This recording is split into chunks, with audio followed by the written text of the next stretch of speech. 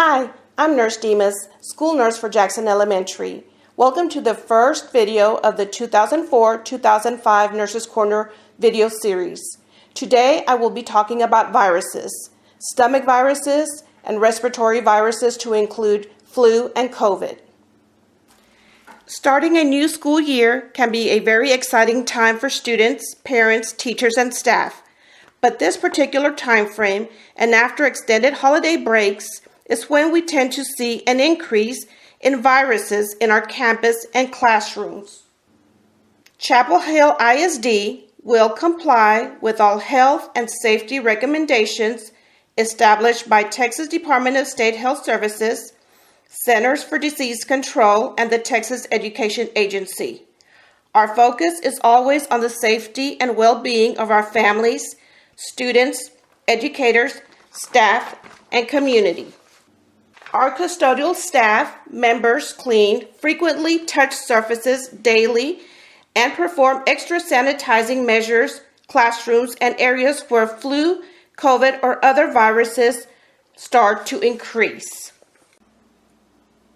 If your child is running a fever, 100 degrees or higher, vomiting, has diarrhea, sore throat, body aches, and uncontrollable cough, trouble breathing, eye redness with excessive drainage or watery discharge, we strongly encourage you to keep them home.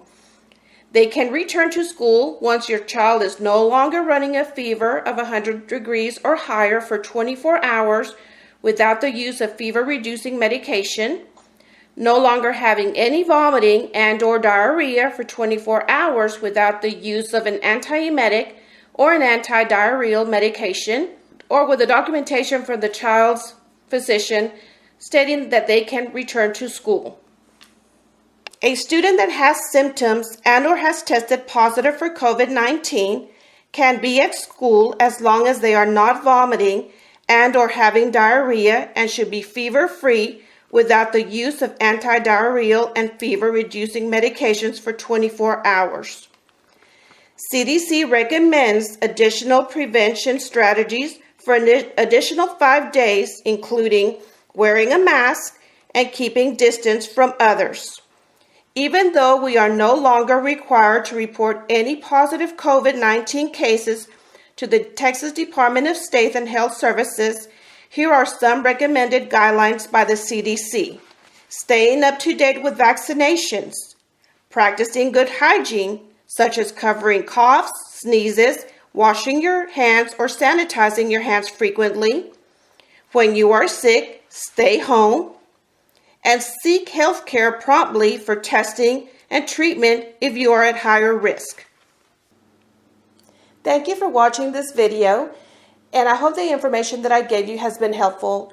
Stay tuned to other Nurses Corners videos, and for additional information, you can visit the Chapel Hill ISD Health Services Department website. Thank you.